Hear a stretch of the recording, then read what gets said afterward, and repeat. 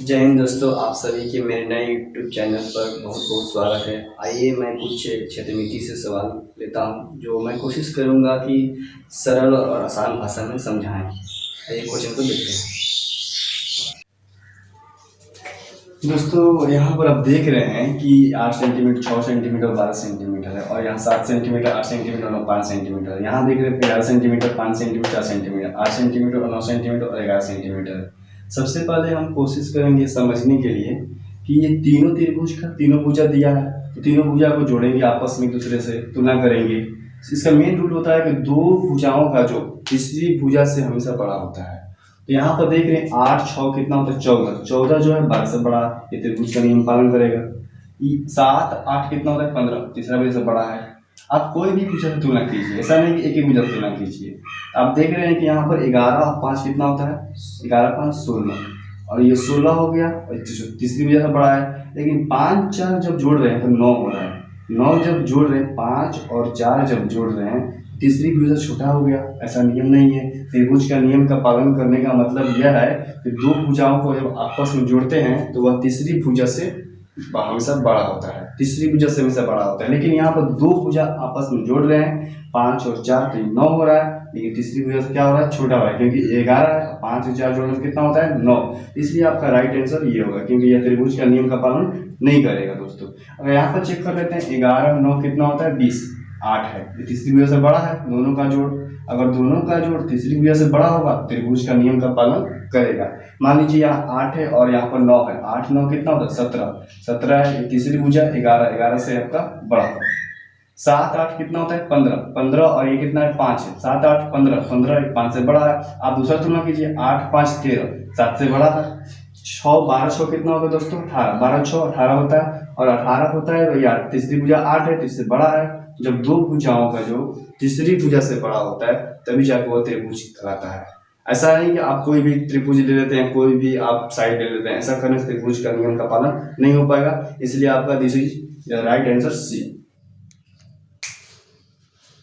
दोस्तों जैसा कि आप क्वेश्चन देख रहे हैं, ऊपर क्वेश्चन आया हुआ बोर्ड पर, उस क्वेश्चन को देखते हैं। उसको बनाने में आपको लगभग, हमको उम्मीद है कि बनाने में 2 या 5 मिनट, 2 से 5 मिनट का समय ले सकते हैं। जैसे कि क्वेश्चन आंसर हम देखते हैं कि अगर कोई त्रिभुज हो, ट्रायंगल हो, और उसका ट्रायंगल का 3 मीटर या दिया हो, पहला, दूसरा 4 मीटर, तीसरा 5 मीटर दिया हो, और इस त्रिभुज का क्षेत्रफल पूछे तब कैसे बनेगा। तब तो आप यही फॉर्मूला यूज कीजिएगा, त्रिभुज हीरो का सूत्र से बनाइएगा। जैसे ए का मान दिया 3 मीटर, बी का मान दिया कितना 4 मीटर, और सी का मान दिया 5 मीटर। तो यहाँ पर आप देख रहे हैं कि इसको बनाने के लिए आप ये फॉर्मूला यूज कीजिएगा, एस बराबर ए प्लस बी प्लस सी बटा में 2 कीजिएगा, 3 प्लस 4 प्लस 5 बटा में 2 कीजिएगा, 5 और 9 3 12, 12 बटा 2, 2 से कट के तब कितना आ गया 6 सेंटीमीटर आया। 6 सेंटीमीटर आप देख रहे हैं, 6 सेंटीमीटर क्वेश्चन का। आप फिर इसके बाद आप हीरो के सूत्र से क्या कीजिएगा, हीरो के सूत्र से आप त्रिभुज का क्षेत्रफल निकालिएगा, त्रिभुज ए बी सी का क्षेत्रफल निकालिएगा। तो यहाँ पर इस क्वेश्चन को बनाने से पहले हम देखेंगे त्रिभुज का क्षेत्रफल क्या होगा। Root S minus A S minus B और एस माइनस सी होता है। आप इसको मान बैठाइएगा तो क्या होगा मान, यहाँ पर आप देखिए एस का मान 6 है, 6 माइनस 3, 6 माइनस 4, 6 माइनस 5, यहाँ पर देख रहे हैं। जब इस क्वेश्चन को आप हल कीजिएगा तब देखिएगा आपका आंसर क्या होता है। तो दोस्तों ये आप यहाँ पर देख रहे हैं कि जब इसका मान निकालेंगे तो आपका रूट में होगा 6 इंटू 6 में 3 गया 3 हो जाएगा, 6 में से 4 गया 2 हो जाएगा, 6 में से 5 गया 1 हो गया।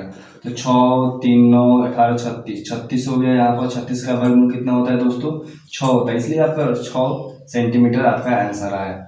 तो इस तरह के क्वेश्चन को बनाएंगे तो आपको उम्मीद है कि लगभग 4 से 5 मिनट का समय बीत जाएगा इस तरह क्वेश्चन बनाने में। ये बहुत छोटा सा डिजिट था तो आसानी से बन गया, लेकिन भारी जब डिजिट होगा, हेवी डिजिट होगा, और तब तो आपको आंसर आने में काफी दिक्कत होगा। तो दोस्तों देखते हैं अगला क्वेश्चन कैसे बनेगा वो। जैसा कि दोस्तों आप ऊपर क्वेश्चन देख रहे हैं, उस क्वेश्चन को बनाने के लिए मैं एक सटीक तरीका बताऊंगा और सरल भाषा में बताऊंगा जिससे आपको समझ में आएगा। तो आइए क्वेश्चन को देखते हैं। सबसे पहले उस क्वेश्चन को कैसे हम कम समय में बनाएं। मान लीजिए किसी त्रिभुज का भुजा दिया 3 सेंटीमीटर, 4 सेंटीमीटर और 5 सेंटीमीटर, तो यहाँ पर पहले इसको लिख लेंगे 3 सेंटीमीटर, 4 सेंटीमीटर और एक 5 सेंटीमीटर। दोस्तों ये क्वेश्चन को बताने में थोड़ा समय लगेगा, लेकिन एक बार समझ जाइएगा तो आप 2 या 3 सेकंड में इस क्वेश्चन को हल कर लीजिएगा। तो आइए देखते हैं क्वेश्चन को। पहले मान लीजिए 3 सेंटीमीटर पहला भुजा है, दूसरा 4 सेंटीमीटर, तीसरा 5 सेंटीमीटर। तो ये त्रिभुज का पार्ट देखेंगे क्या ये समकोण त्रिभुज होता है कि नहीं। तो समकोण त्रिभुज में क्या पता है, सबसे बड़ी भुजा जो होती है वो कर्ण होती है। मान लीजिए 5 सेंटीमीटर का कर्ण है, तो 5 सेंटीमीटर जब भुजा कर्ण हो गया, मान लीजिए कर्ण मान लीजिए इसको, तो ये तो आपका आधार हो जाएगा और ये क्या हो जाएगा, लंब हो जाएगा। तो मान लीजिए यहाँ पर मान लीजिए 5 सेंटीमीटर, 4 सेंटीमीटर और यहाँ पर 3 सेंटीमीटर, ये त्रिभुज का मान लीजिए सबसे बड़ी भुजा आपका कर्ण हो गया 5।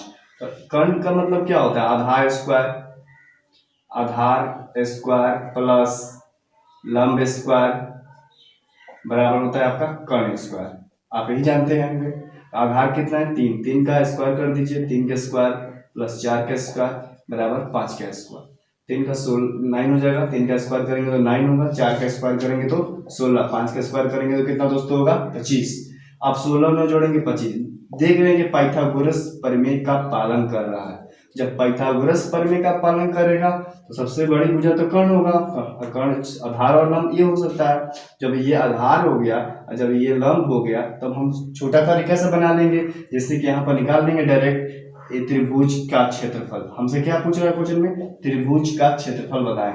तो त्रिभुज का क्षेत्रफल क्या होता है, 1/2 आधार गुना ऊंचाई। तो यहाँ पर देख रहे हैं कि आधार आपका दिया है, मान लीजिए 4 है और ऊंचाई कितना है आपका 3 है।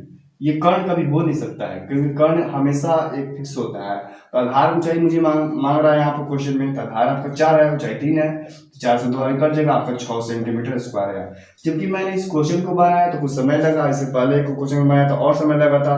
दोस्तों मैं अब इससे सरल तरीका से देखता हूँ, फास्ट ट्रिक के माध्यम से देखता हूँ, क्या मुझे इस क्वेश्चन को बनाने में 2 या 3 सेकंड समय मिलेगा।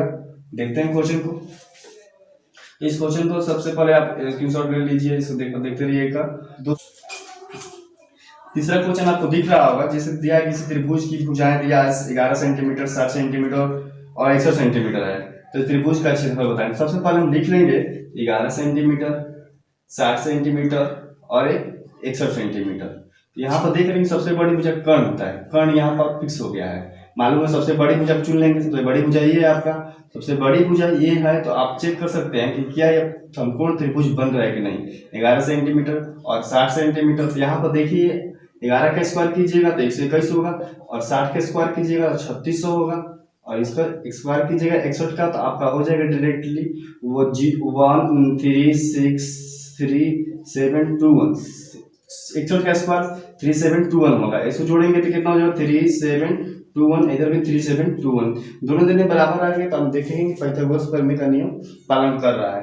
अब आगे हम क्वेश्चन को बना लेंगे, बस नॉर्मली क्वेश्चन बनाएंगे। त्रिभुज ABC का क्षेत्रफल क्या होगा, 1/2 आधार गुना ऊंचाई। तो यहाँ पर देख रहे हैं 1/2 आधार कितना है 60 है और ऊंचाई कितना 11, 2 से कट जाएगा 60, 30 वाले में 11 के पढ़ा में 30 कितना पड़ेंगे, इसको मल्टीप्लाई करेंगे तो 30 आपका सेंटीमीटर स्क्वायर आंसर हो गया।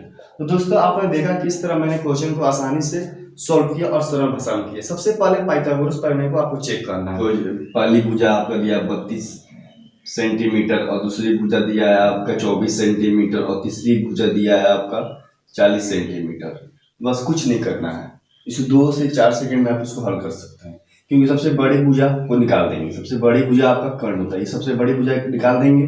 और त्रिभुज का क्षेत्रफल क्या होता है दोस्तों, त्रिभुज का क्षेत्रफल जो होता है, त्रिभुज का क्षेत्रफल होता है 1/2 आधार गुना ऊंचाई। बस मान बैठा देंगे 1/2, आधार कितना है 32 है इंटू 24 है, 2 से कटा देंगे, 32 में 12 से मल्टीपल कर देंगे तो यहाँ पर आपका आ जाएगा 384 सेंटीमीटर स्क्वायर आंसर।